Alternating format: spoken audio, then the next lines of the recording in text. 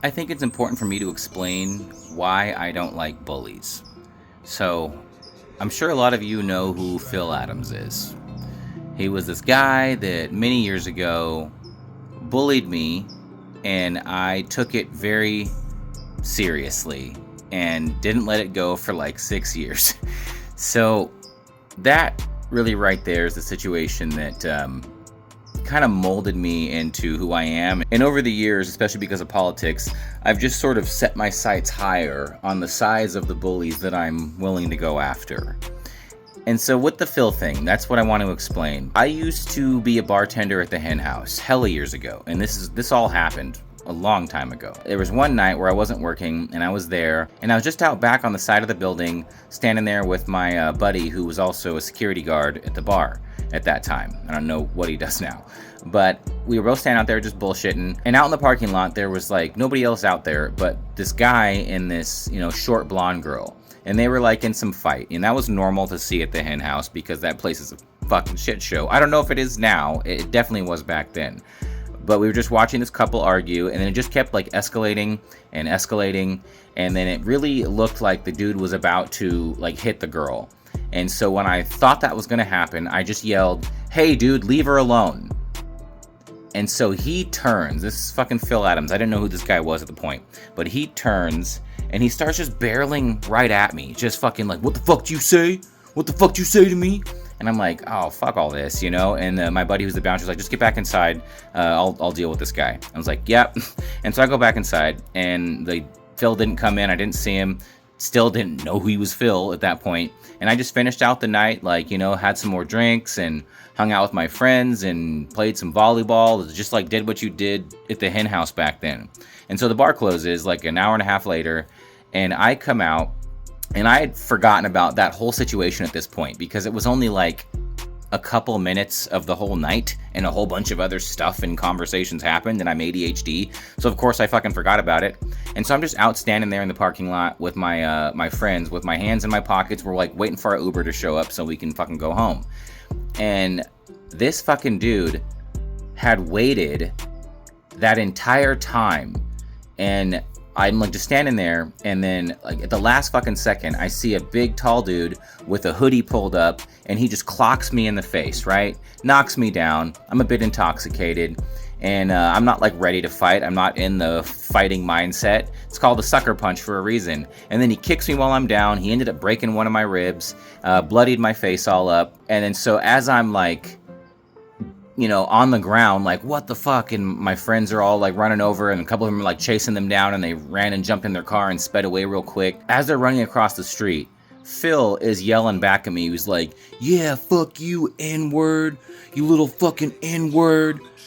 And the girl, the little blonde girl, she's right next to him, and they're running across the street together, and he says that, and then she says, "Yeah, N-word." The girl that I was defending from a dude that was about to hit her is now yelling that shit at me as they happily jog across the street after beating the shit out of a dude because all he did was say, "Hey, leave her alone." And that was the moment that I decided I'm not going to put up with fucking bullies or racists ever again. Never. So over the next 6 years, I had put out 3 or 4 diss tracks about Phil. One day I made 100 memes about him in one day. All original memes. In one single day, I dropped 100 memes about Phil Adams. And they were like, everybody was just so into it. It was like watching a fucking TV show. And that really pissed Phil off. And so he ended up sucker punching me again. He got me again. And then when he did that, I thought to myself, okay, I got to do something real here, because I don't like being violent, and he's also bigger than me.